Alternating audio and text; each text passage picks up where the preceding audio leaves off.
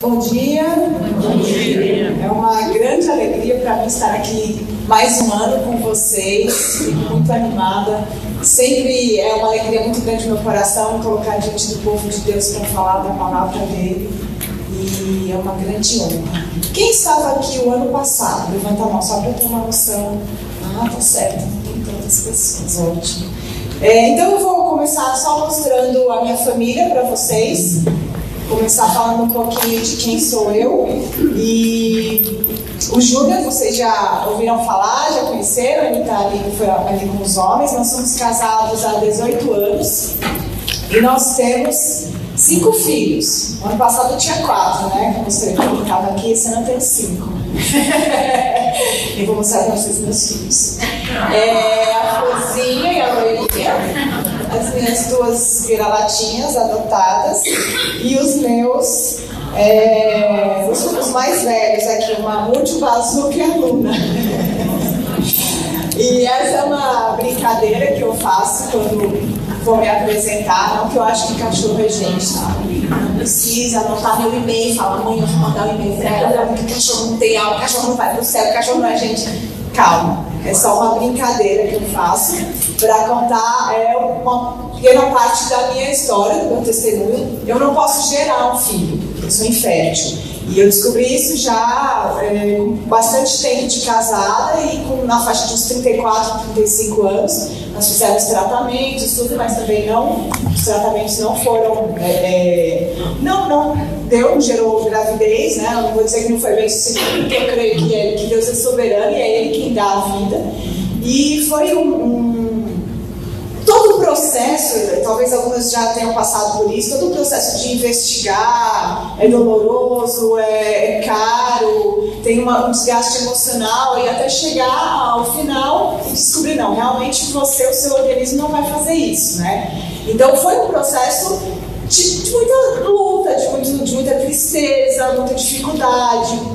Nesse período que eu estava tentando engravidar, próximo a mim, entre as minhas amigas da igreja e amigas próximas, nasceram 15 crianças, contadas no dedo. Então, assim, foi Deus realmente provando meu coração, mas isso hoje é algo completamente resolvido. Eu sei que se Ele quiser, Ele ainda pode fazer, mas é algo completamente resolvido no meu coração. E o que Ele me ensinou foi a mesma coisa que Paulo nos conta em 2 Coríntios, que a graça de Deus é suficiente. E a graça de Deus, ela é suficiente para qualquer situação. Para uma situação de infertilidade, para uma situação de viuvez, uma situação de separação, enfim, qualquer que seja a nossa luta, a nossa dificuldade, a graça de Deus é suficiente. Talvez você esteja ouvindo isso com o seu coração muito machucado nesse momento e não consegue enxergar isso. E isso é até parte do processo. Quando passa é que você vai olhar e falar, a graça de Deus realmente foi suficiente e eu passei e eu estou aqui, né? Então, essa é a minha história de viver além de um sonho frustrado. Esse foi um sonho frustrado, mas que hoje completamente resolvido no meu coração. Que Paulo nos deixou escrito, que Deus falou para ele, a minha graça te basta, porque o meu poder se aperfeiçoa na fraqueza. De boa vontade, pois, me gloriarei nas minhas fraquezas, para que em mim habite o poder de Cristo. Por isso sinto prazer nas fraquezas, nas injúrias, nas necessidades, nas perseguições, nas angústias por amor de Cristo. Porque quando estou fraco, então sou forte. Então, e o nosso tema hoje vai ser, agora de manhã, falar sobre como viver além dos sonhos frustrados. E quando eu recebi esse tema, eu pensei em um personagem bíblico que teve muitos sonhos frustrados, que foi Daniel. E interessante que ele teve muitos sonhos frustrados, o nosso assunto, e também ele viveu essa realidade durante muitos anos, foi praticamente a vida dele inteira. E isso abraça todas as nossas idades aqui, o que Daniel passou. Nós temos aqui idades variadas, né, entre 30 e 60 anos. Todas essas idades Daniel passou vivendo uma vida que não era exatamente o que ele planejou, era completamente diferente e provavelmente tinha muitos sonhos frustrados. Para a gente chegar na história de Daniel, deixa eu só ver que horas são aqui, são 8h20. Vocês têm um passeio aí, um transporte saindo 9h15, né? Tá certo, vou procurar ficar dentro desse horário. Um pouco de contexto, um pouco não, o contexto até a gente chegar em Daniel, né? Deus cria Adão e Eva para serem a sua imagem e semelhança, os representantes visíveis de um Deus invisível. Mas esses dois falham nessa missão. Eles pecam, eles desobedecem a Deus, mas Deus ainda tem misericórdia, promete que a situação vai ser resolvida.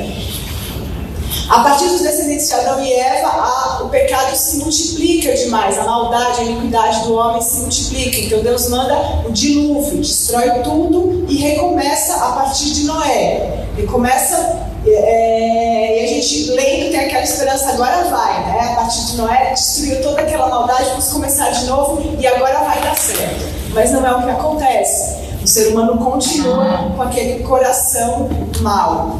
E Deus escolhe uma família, a família de Abraão. E a partir dela nasce Isaac, nasce Jacó, que Deus muda o seu nome para Israel. E a partir daí a gente vai ter um povo, o povo de Israel.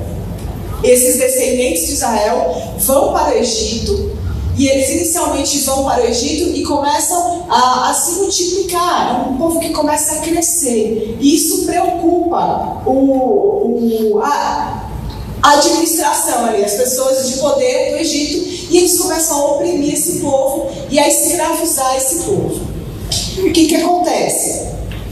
Nasce Moisés no meio do povo, que é escolhido por Deus para libertar Israel e conduzir a terra prometida. Então Deus ouve o clamor daquele povo e tira eles de lá e promete uma terra onde eles poderão usufruir de grandes bênçãos. Porém, se obedecessem. Deus faz uma aliança com Israel e promete bênçãos mediante a obediência dos seus mandamentos e maldição se eles desobedecessem. Então ele faz essa promessa no caminho para a terra prometida.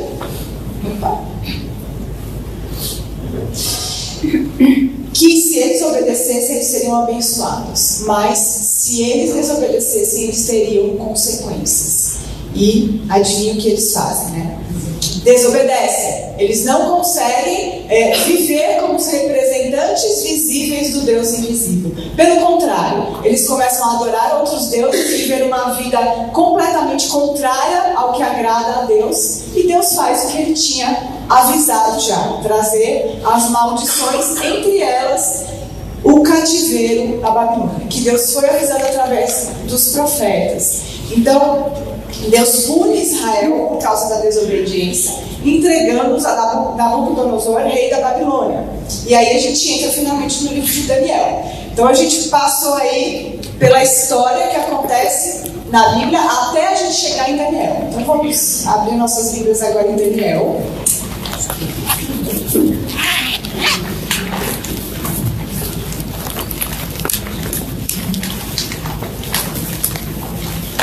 Daniel 1, inicialmente a gente vai ler 1 e 2. Eu estou usando a nova Almeida, tá, gente? Vai ser talvez um pouco diferente de vocês, a gente vai ler vocês usam a Almeida atualizada, essa é a nova Almeida atualizada. No ano 3º do reinado de Jeoaquim, rei de Judá, Nabucodonosor, rei da Babilônia, veio a Jerusalém e a sitiou. O Senhor entregou nas mãos dele Jeoaquim, rei de Judá, e alguns dos utensílios da casa de Deus. Nabucodonosor levou esses utensílios para a terra de Sinar, para o templo de seu Deus, e os pôs na casa do tesouro de seu Deus. Então aqui a gente tem o cumprimento do que Deus avisou para eles. Olha, se vocês desobedecerem, vocês vão sofrer. Deus tinha avisado, Deus já tinha avisado através dos profetas o que iria acontecer, e de fato acontece. Então Nabucodonosor vem e domina a cidade, domina Jerusalém, domina Judá, a destruição de Jerusalém pelos babilônios. E a gente vê esse relato que Jeremias escreve em Lamentações, nas suas Lamentações, o que acontece com a cidade. Ele escreve ali uma poesia do que ele está vendo, como é que foi a destruição. E aí a gente tem um pouco da noção do que Daniel estava passando diante de ver tudo que era a base da sua vida, a sua cidade, a sua família, os seus amigos sendo destruídos e ele sendo levado como um prisioneiro. Aqui o que Jeremias escreve em Lamentações 1 e 2, alguns trechos, para a gente ter uma imagem do que foi essa destruição, esse domínio. Como está deserta a cidade, antes tão cheia de gente, como se parece com uma viúva. A que antes era grandiosa entre as nações, a que era a princesa das províncias, agora tornou-se uma escrava. Em aflição e sob trabalhos forçados, Judá foi levado ao exílio. Vive entre as nações sem encontrar repouso. Todos os que as perseguiram a capturaram em meio ao seu desespero. Seus sacerdotes gemem, suas moças se entristecem e elas se encontram em angústia profunda. Seus adversários são seus chefes, seus inimigos estão tranquilos. Seus filhos foram levados ao exílio, prisioneiros dos adversários. O adversário saqueia todos os seus tesouros. Ela viu nações pagãs entrarem em seu santuário. Todo o seu povo se lamenta enquanto vai em busca de pão e para sobreviverem trocam os tesouros por comida. Ouçam todos os povos, olhem para o meu sofrimento. Meus jovens e minhas moças foram para o exílio. Chamei os meus aliados, mas eles me traíram. Meus sacerdotes e meus líderes pereceram na cidade enquanto procuravam comida para poderem sobreviver. Lá fora a espada todos consome, dentro impera a morte. Suas portas caíram por terra. Suas trancas ele quebrou e destruiu. O seu rei e os seus líderes foram exilados para diferentes nações e a lei já não existe. Seus profetas já não recebem visões do Senhor. Os líderes da cidade de Sião sentam-se no chão em silêncio. Despejam pó sobre a cabeça e usam vestes de lamento. As moças de Jerusalém inclinam a cabeça até o chão. Meus olhos estão cansados de chorar. Minha alma está atormentada. Meu coração se derrama porque o meu povo está destruído. Porque as crianças e bebês desmaiam pelas ruas da cidade. Eles clamam às suas mães: onde estão o pão e o vinho? Ao mesmo tempo em que desmaiam pelas ruas da cidade como os feridos, e suas vidas se desvanecem nos braços de suas mães. Jovens e velhos espalham-se em meio ao pó das ruas. Meus jovens e minhas virgens caíram mortos à espada. Uma imagem triste, de destruição, uma imagem de sofrimento, de tristeza que Jeremias relata aqui, ele presenciando tudo aquilo. E aí vamos ver quais são então, diante desse cenário, quais foram alguns dos sonhos frustrados de Daniel. Qual é a realidade de Daniel dentro dessa história? Daniel 1, agora do 3 ao 7. Depois o rei ordenou a Aspenaz, chefe dos seus eunucos, que trouxesse alguns dos filhos de Israel, tanto da linhagem real como dos nobres, jovens sem nenhum defeito, de boa aparência, sábios, instruídos, versados no conhecimento, que fossem competentes para servirem no palácio real. E que Aspenaz nos ensinasse a cultura e a língua dos caldeus. O rei determinou que eles recebessem uma alimentação diária tirada das finas iguarias da mesa real e do vinho que ele bebia. Os jovens deveriam ser educados ao longo de 3 anos e ao final desse período passariam a servir o rei. Entre eles se achavam Daniel, Ananias, Misael e Azarias, que eram da tribo de Judá. O chefe dos eunucos lhes deu outros nomes, a saber, a Daniel, o de Beltesazar, a Ananias, o de Sadraque, a Misael, o de Mesaque, e a Azarias, de Abdinego. Então, alguns dos sonhos frustrados de Daniel. Primeiro, perdeu sua família e amigos. Apesar de alguns dos amigos terem ido junto, muitos dos outros provavelmente foram mortos, foram destruídos diante do que aconteceu com a cidade. As famílias, deixaram suas famílias. Perderam provavelmente as carreiras que eles estavam destinados, porque eles eram nobres, eles eram da linhagem de Judá. Provavelmente eles tinham ali, eles seriam sucessores, líderes do povo deles. Então eles perdem essa possibilidade de continuar nessa carreira que eles imaginavam, que eles sonhavam.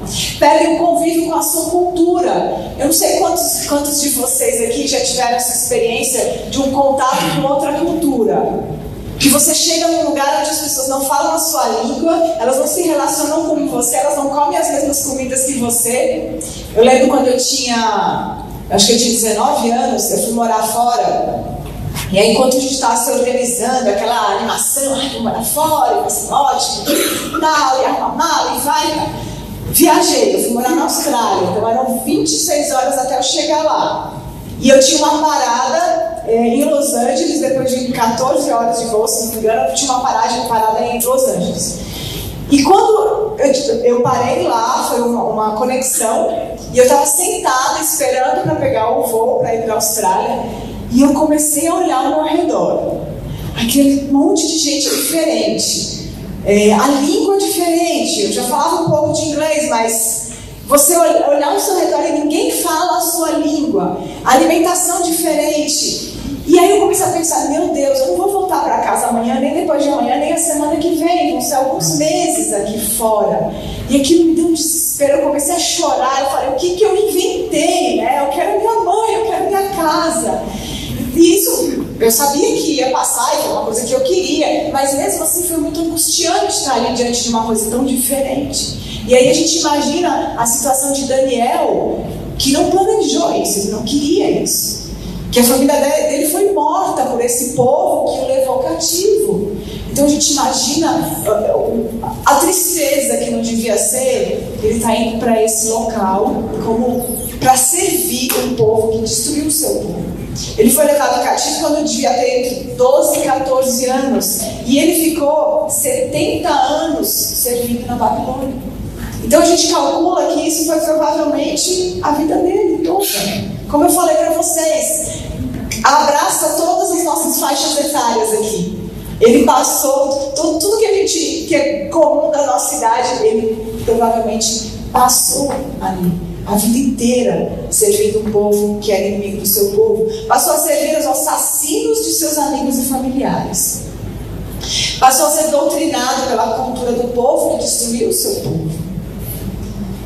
Foi induzido a mudar de identidade pela mudança de nome. E se tem alguma coisa que é muito assim, de peso na nossa identidade, é o nosso nome, concorda? Às vezes você se apresenta para alguém e aí passa um tempo, a pessoa vira para você e fala, como é mesmo o teu nome? Dá uma tristezazinha, não dá?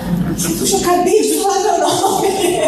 Não dá, uma sensação assim meio, poxa, não foi nada importante, né? A pessoa, acabei de falar, ela não lembra mais o meu nome. Então, o nosso nome é algo muito enraizado na nossa identidade. Só que essa mudança de nomes ainda era mais pesada para esses jovens, sabe por quê? Porque os nomes que eles tinham eram nomes relacionados a Yahvé, ao Deus, ao nosso Deus. E aí eles passam a ter nomes relacionados aos ídolos, às divindades do povo do Egito. Daniel significa Deus é meu juiz, Yahvé é meu juiz. E o nome dele é mudado para Belsazar, que seria como se fosse uma oração. Bel protege a minha vida. Bel era uma das divindades do povo do Egito. E aí, se coloca nessa situação. Imagina se tudo isso acontecesse com você e você fosse parar numa cultura e mudasse o seu nome e começasse a te chamar por algo que fosse relacionado ao, não sei, desses ídolos do candomblé. Imagina se o seu nome passasse a ser relacionado a outro Deus. Que coisa pesada. Todo dia você ouvindo aquilo e sabendo que aquilo era relacionado a você. O nome de Ananias, significado a Deus, é gracioso. E ele passa a ser chamado de Sadraque, que significa o comando de Acu, que é o Deus, considerado como Deus lua do povo do Egito. Misael, quem é como Deus? E ele passa a ser chamado de quem é como Acu, esse Deus. Azarias, o Senhor é meu auxílio, e ele passa a ser chamado de Abednego, que significa servo de Nebo, que era outra divindade do povo do Egito. Então é pesada a realidade desses jovens, né? E agora, apesar de tudo isso ser muito difícil, muito pesado, o que a gente não vê no livro de Daniel é reclamação, é murmuração. Pelo contrário, eles foram exemplares do comportamento diante de uma cultura tão diferente, tão perversa, tão maligna. Eles, de certa forma, eu enxergo que eles conseguiram representar, ser os representantes visíveis do Deus invisível. E, claro, eles não eram perfeitos, ninguém é, mas isso nos dá uma certa esperança que, humanamente falando, é possível nós representarmos Deus, sermos luz num mundo de trevas, mesmo com os nossos pecados, com as nossas dificuldades, é possível. Nós temos lições muito valiosas nesse livro de Daniel. E aí a gente vai ver algumas coisas da vida de Daniel, além dos seus sonhos frustrados, algumas coisas que aconteceram na vida. Nós vamos ver 3 pontos que devemos levar em consideração para viver além dos nossos sonhos frustrados. E o primeiro deles é o seguinte: independente do que esteja acontecendo, Deus é quem está no comando. E a gente olhando para essa história de Daniel, toda essa tristeza, toda essa dificuldade, a destruição da cidade, o povo sendo levado, o povo que foi escolhido por Deus, e de repente tudo acaba, tudo é destruído, e certamente aquele povo começou a se questionar: onde está Deus? E isso às vezes é o que acontece na nossa vida. Às vezes a sua vida estava indo muito bem e de repente desmorona. É um casamento que acaba, é o marido que morre, ou é alguma coisa que acontece com os filhos. Estava tudo indo bem e de repente muda tudo. E às vezes a sensação é: aonde está Deus? E por mais que seja doendo, eu vou te dizer, minha irmã, Deus está onde Ele sempre esteve, no seu trono de bênção. E Ele continua sendo Deus e Ele continua no comando. E Deus mostrou isso para Daniel. Daniel 1,17 vai dizer: quanto a estes 4 jovens, Deus lhes deu o conhecimento e a inteligência em todas as letras e sabedoria. Mas a Daniel deu entendimento em toda a visão e sonhos. Então Daniel interpretava sonhos. E foi algo que Deus deu a ele também como uma ferramenta para mostrar para Daniel, para os seus amigos, para o povo do Egito e para nós, que quem está no comando, mesmo quando as coisas não estão acontecendo da maneira que nós gostaríamos, é Deus, continua sendo Deus. Deus mostra isso para Daniel. No capítulo 2, a partir do 27,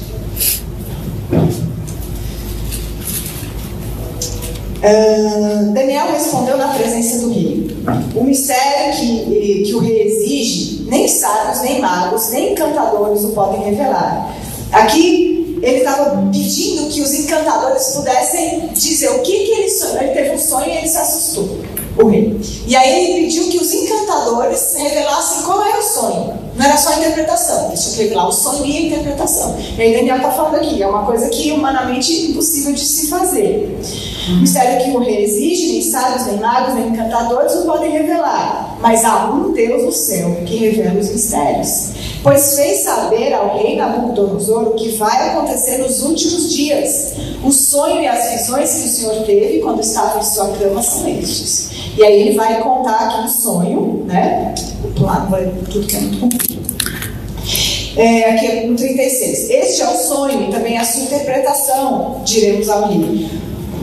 O Senhor, ó rei, que é rei dos reis, a quem o Deus do céu conferiu o reino, o poder, a força e a glória, em cujas mãos foram entregues os filhos dos homens, onde quer que eles habitem, e os animais do campo e as aves do céu, para que dominasse sobre todos eles. O Senhor, ó rei, é a cabeça de ouro. Depois do Senhor se levantará outro reino inferior ao seu, e o terceiro reino de bronze, que terá domínio sobre toda a terra. O quarto reino será forte como o ferro, pois o ferro quebra e despedaça tudo. Como o ferro quebra todas as coisas, assim esse esse reino fará em pedaços e destruirá todos os outros. Quanto aos pés e aos dedos dos pés que o Senhor viu, que eram em parte de barro, de oleiro, e em parte de ferro, isto significa que esse será um reino dividido. Contudo, haverá nele alguma coisa de firmeza, de ferro, porque o Senhor viu o ferro misturado com barro. Como os dedos dos pés eram em parte de ferro e em parte de barro, assim por um lado o reino será forte e por outro frágil. Quanto ao ferro misturado com o barro que o Senhor viu, isso significa que procurarão se misturar por meio de casamentos, mas não se ligarão um ao outro, assim como o ferro não se mistura com o barro. Mas nos dias desses reis, o Deus do céu levantará um reino que jamais será destruído e que não passará a outro povo.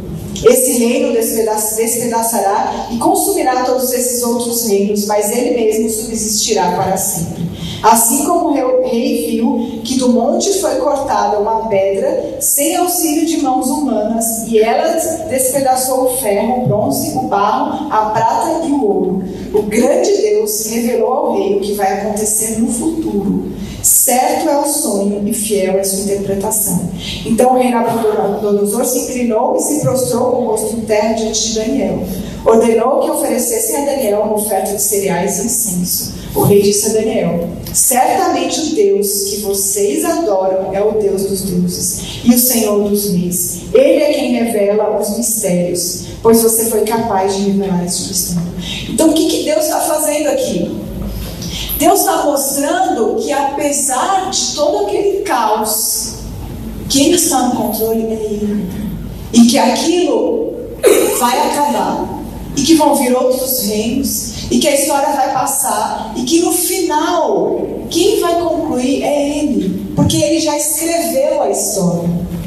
Então, como eu falei para vocês, Deus aqui está se posicionando e mostrando a Daniel, a Nabucodonosor e a nós que a história está no controle dele. É ele que escreveu a história. Isso é maravilhoso, isso nos dá muita esperança. Daniel e seus amigos não murmuravam por causa das coisas que estavam acontecendo com eles, porque tinham a teologia correta. Eles avaliavam as circunstâncias a partir da palavra de Deus e não o contrário. Em vez deles, eles leram os profetas, sabiam o que Deus dizia, mas o que eles estavam olhando ao redor deles era muito diferente. Em vez de eles se desesperarem com isso, eles decidiram acreditar no que eles conheciam da palavra, em vez de acreditar no que eles estavam vendo. E minhas irmãs, será que isso não é exatamente o que acontece com a gente? Nós olhamos ao nosso redor uma cultura destruída que muitas vezes nos dá uma certa angústia e a gente pensa: Senhor, o que está acontecendo? Mas se nós temos a doutrina com a teologia correta, o conhecimento de Deus, se nós sabemos quem é Deus e quem nós somos, nós não somos direcionadas pelo que nós vimos, mas pelo que nós acreditamos a partir da palavra de Deus. A gente interpreta as circunstâncias a partir da palavra de Deus, e não a palavra de Deus a partir das circunstâncias, que é o que algumas pessoas têm feito hoje em dia, né? Tentado fazer. O Salmo 139:16 vai dizer: os teus olhos viram o meu embrião, todos os dias determinados para mim foram escritos no teu livro antes de qualquer deles existir. Eu amo esse versículo. Eu era uma pessoa extremamente medrosa, com medo de tudo que vocês podem imaginar. Mas isso, na verdade, escondia um ídolo de controle. Eu queria estar sempre no controle das coisas. E quando as coisas saíam do meu controle, quase sempre, né? Porque é uma ilusão achar que nós controlamos alguma coisa, eu me desesperava.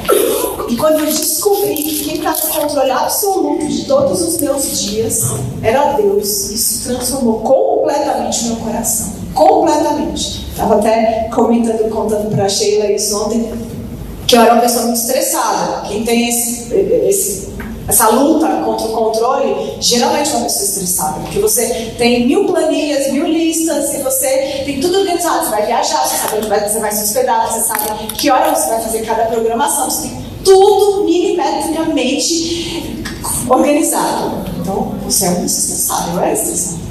Eu nunca esquecia nada. Mas graças a Deus, hoje eu sou uma pessoa distraída. É um privilégio ser uma pessoa distraída. Você não se preocupar. Você não ficar pensando, isso aconteceu, isso aconteceu aquilo, isso aconteceu. Deus sabe, Deus está no controle. Se acontecer isso é porque Deus determinou que ia acontecer isso. E Ele vai dar, o mais importante é isso. É saber que independente do que vai acontecer, Ele vai dar graça para você aguentar. Para você lidar com isso. Romanos 8, 28 e 29 nos diz: sabemos que Deus age todas as coisas para o bem daqueles que o amam, dos que foram chamados de acordo com o seu propósito. Pois aqueles que de antemão conheceu também os predestinou para serem conformes à imagem de seu Filho, a fim de que ele seja o primogênito entre muitos irmãos. Então, uma coisa nós podemos ter certeza: independente do que aconteça com a gente, bom ou ruim, um dos propósitos de Deus é que você cresça em semelhança a Cristo. Então, saiba que as lutas que você enfrenta hoje, elas têm o propósito de te ajudar a crescer em semelhança a Cristo.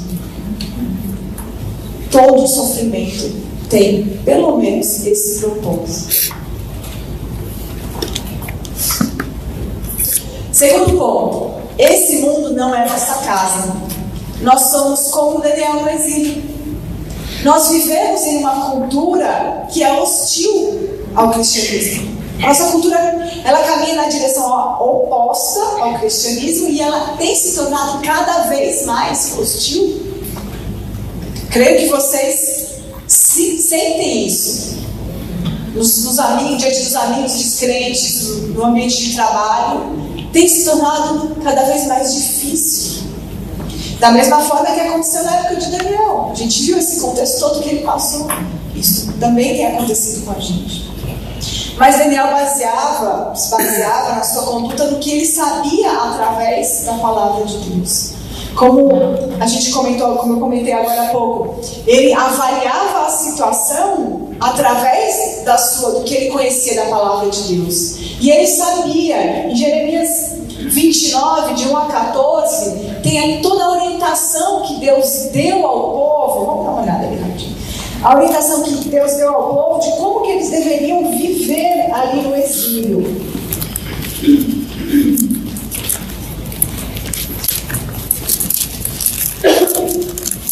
Jeremias escreve assim: são essas palavras da carta que o profeta Jeremias enviou de Jerusalém ao resto dos anciãos do cativeiro, aos sacerdotes, aos profetas e a todo o povo que Nabucodonosor havia deportado de Jerusalém para a Babilônia. Então essa foi a palavra de Deus para aqueles que tinham sido levados. Isso aconteceu depois que saíram de Jerusalém o rei Jeconias, a rainha-mãe, os oficiais, as autoridades de Judá e Jerusalém, e os carpinteiros e ferreiros. A carta foi levada por Elazar, filho de Safã, e por Gemarias, filho de Ilquias, os quais Edequias, o rei de Judá, tinha enviado a Babilônia, a Nabucodonosor, rei da Babilônia. Ela dizia o seguinte: assim diz o Senhor dos Exércitos, o Deus de Israel, a todos os exilados que eu deportei de Jerusalém para a Babilônia. E é interessante que só nessa introdução, Deus já está falando uma série de coisas, né? O Senhor dos Exércitos, o Deus que luta por Israel. Apesar de parecer que Israel estava derrotado, Deus continuava sendo Deus dos Exércitos, Deus que luta pelo seu povo. O Deus de Israel, apesar de Israel estar sob o domínio da Babilônia. E Deus disse: construam casas e morem nelas, plantem pomares e comam seu fruto, casem e tenham filhos e filhas, escolham esposas para os filhos de vocês e deem as suas filhas em casamento, para que tenham filhos e filhas. Aumentem em número e não diminuam aí na Babilônia. Procurem a paz da cidade para onde eu os deportei e orem por ela ao Senhor, porque na sua paz vocês terão paz. Porque assim diz o Senhor dos Exércitos, o Deus de Israel: não se deixem enganar pelos profetas e adivinhos que vivem no meio de vocês. Não deem ouvidos aos sonhadores, que sempre sonham segundo o desejo de vocês. Porque eles profetizam falsamente em meu nome, e eu não os enviei, diz o Senhor.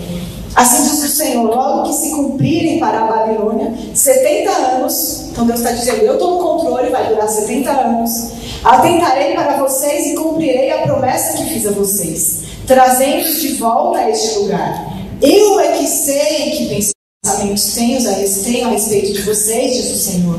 São pensamentos de paz e não de mal, para dar-lhes um futuro e uma esperança. Então vocês me invocarão e se aproximarão de mim em oração, e eu os ouvirei. Vocês me buscarão e me acharão quando me buscarem de todo o coração. Serei achado por vocês, diz o Senhor, e farei com que mude a sorte de vocês. Eu os congregarei de todas as nações e de todos os lugares para onde eu os dispersei, diz o Senhor. Então Deus está dizendo para eles, a situação é difícil, mas casem, continuem a vida de vocês e orem por essa terra, porque se ela estiver em paz, vocês terão paz. E meus irmãos, será que isso a gente não pode também aplicar a nossa realidade de viver numa terra hostil ao nosso Deus, hostil à nossa maneira de viver? Nós precisamos também estar diante desse povo diferente da gente, orando e procurando amar, e procurando servir, procurando ser a imagem e semelhança do nosso Deus, para que vejam as nossas boas obras e glorifiquem o nosso Deus que está no céu. Daniel estabeleceu limites para o seu envolvimento com o povo ao seu redor, mesmo que tivesse que sofrer consequências. Então, apesar de ele saber que ele precisava servir esse povo, ele precisava, de certa forma, amar esse povo, orar por ele, mas ele não se fundiu com esse povo. Ele estava ali no meio, mas para ser luz, não para ser influenciado, não para ser dirigido por aquele povo. E ele determinou algumas coisas que ele não faria. Nós temos aqui o relato dele se negando a adorar Nabucodonosor, ele se negando a fazer orações que não fossem para o Deus que ele conhecia, o nosso Deus, Deus que sabia de todas as coisas. E isso teve consequência para ele. São histórias bem conhecidas. Daniel na fornalha, Daniel na cova dos leões. Por que ele foi parar nesses lugares? Porque ele se negava a fazer algumas coisas. Então ele decidiu que ele teriam coisas que ele não faria, mesmo que isso tivesse consequências. E aí nesses pontos aqui que eu quero destacar, de Daniel no capítulo 3,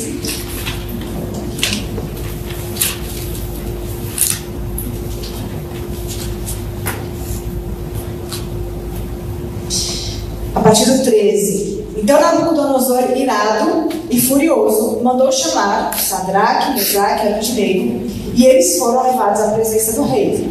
Nabucodonosor lhes disse: Sadraque, Mesaque e Abednego, é verdade que vocês não prestam culto aos meus deuses, nem adoram a imagem de ouro que levantei.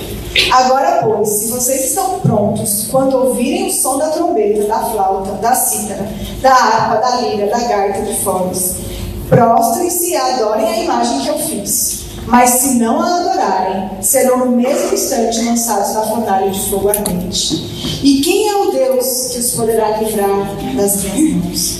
Sadraque, Mesaque e Abednego responderam ao rei: Ó Nabucodonosor, quanto a isso, não precisamos nem responder. Se o nosso Deus, a quem servimos, quiser livrar-nos, ele nos livrará da fornalha de fogo ardente e das suas mãos, ó rei. E mesmo que ele não nos livre, fique sabendo, ó rei, que não prestaremos culto aos seus deuses, nem adoraremos a imagem de ouro que o Senhor levantou.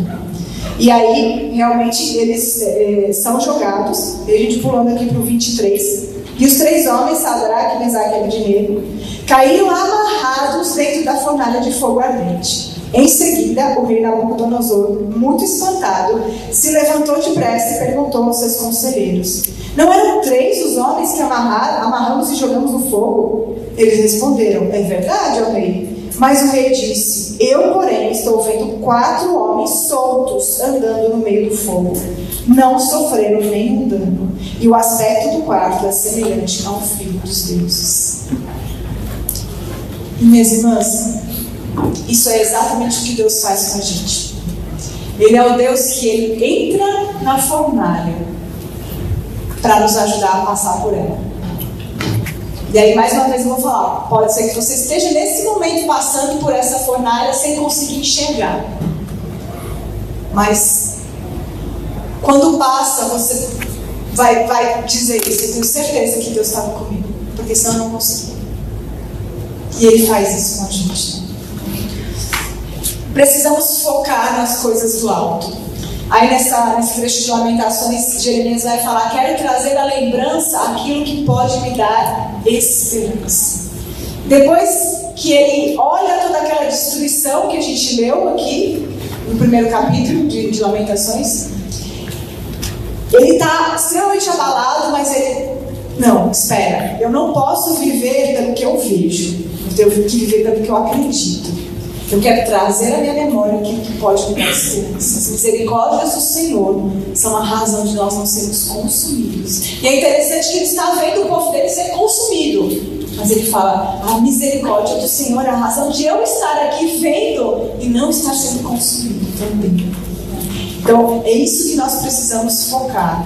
Nas coisas do alto, no que nós sabemos que é verdade. E o terceiro ponto: a história não acabou. E o final dos salvos será feliz. Independente do que esteja acontecendo nas nossas vidas agora, nós já temos o final da história escrito. Está aqui. O que é Apocalipse senão o final da história escrito por Deus? E as promessas que Ele tem para o seu povo. Para quem não é o povo dele, realmente a perspectiva é muito ruim. Mas para nós, salvos em Cristo, é maravilhoso. Vai passar, vai acabar, não vai mais ter dor, não vai mais ter sofrimento. Deus mostra a Daniel que, apesar de todas as dificuldades presentes e futuras, os seus escolhidos podem ter esperança. Porque aí no capítulo 7... nos últimos capítulos de Daniel tem visões do que vai acontecer no futuro. Ele se abala, ele fica preocupado, porque são coisas também trágicas. Mas Deus fala para ele: não precisa se preocupar, porque os que estão seguros em mim, eles reinarão comigo. Então não precisamos temer, porque esse final feliz que Deus revelou a Daniel é o mesmo final feliz que nós vamos passar. Nós vamos finalmente um dia chegar. E é essa a nossa esperança. É por isso que nós nos alegramos. Nós muitas vezes não temos como nos alegrar pelas coisas que estão acontecendo ao nosso redor, mas nós nos alegramos nessa esperança viva que nós temos, que aquele que prometeu é fiel para cumprir.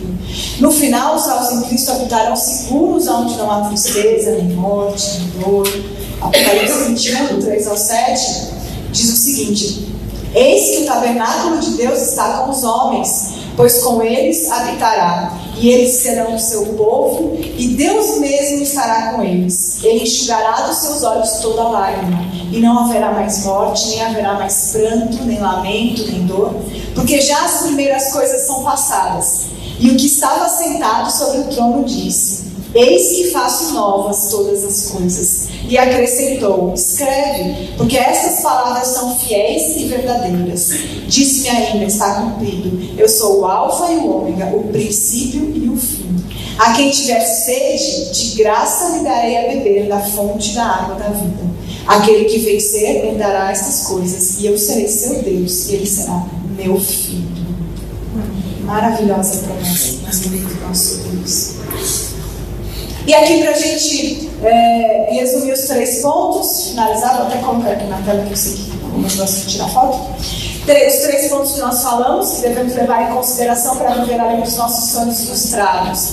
Primeiro, independente do que esteja acontecendo, Deus é quem está no comando. Ele está no controle. Segundo ponto: esse mundo não é a nossa casa. Somos como Daniel no exílio. Você, quando vai no shopping, você leva uma mala de roupa, você leva a sua cama, manda um caminhão de mudança encostar a sua cama, sua televisão, sua geladeira. Você faz isso quando você vai no shopping? Não. Por que não? Porque não é sua casa. Essa terra não é a nossa casa. Nós não precisamos colocar tudo que é nosso aqui, porque aqui não é a nossa habitação, não é a nossa casa. Nós somos estranhos aqui. como Daniel mesmo. E terceiro, a história ainda não acabou e o final dos salmos será feliz. Nós podemos nos alegrar nisso. Certo, meus irmãos? Olha, todo mundo vai passar. Então vamos só orar e aí eu vou passar.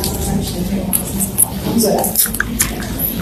Santo Deus, nosso Pai, que maravilha, Senhor. Quanta alegria no nosso coração de sentir, Senhor, o seu amor através da sua palavra, essas revelações maravilhosas que o Senhor nos dá. Esse privilégio de podermos te conhecer, de podermos saber a sua vontade, de sabermos que no final das contas tudo vai se resolver, não aqui na terra, não temos essa promessa, mas que nós habitaremos num lugar onde não terá dor, onde não terá sofrimento e tristeza. Eu te peço, Senhor, que essas verdades que nós falamos nessa manhã possam criar raízes nos corações das minhas irmãs que estão aqui e ouviram, Pai. Eu não conheço as histórias, mas o Senhor sabe as lutas, o Senhor sabe as dificuldades. Eu imagino que possam ter pessoas com grande sofrimento, Pai. Mas que o Senhor possa cuidar desses corações, Senhor. Que o Senhor possa conceder a paz que excede todo entendimento, a alegria, Deus, que nós podemos encontrar só em Ti, Senhor. Obrigada por essa conferência, obrigada por esse tempo aqui. Pedimos que o Senhor abençoe o restante do nosso dia, Pai. Em nome de Jesus.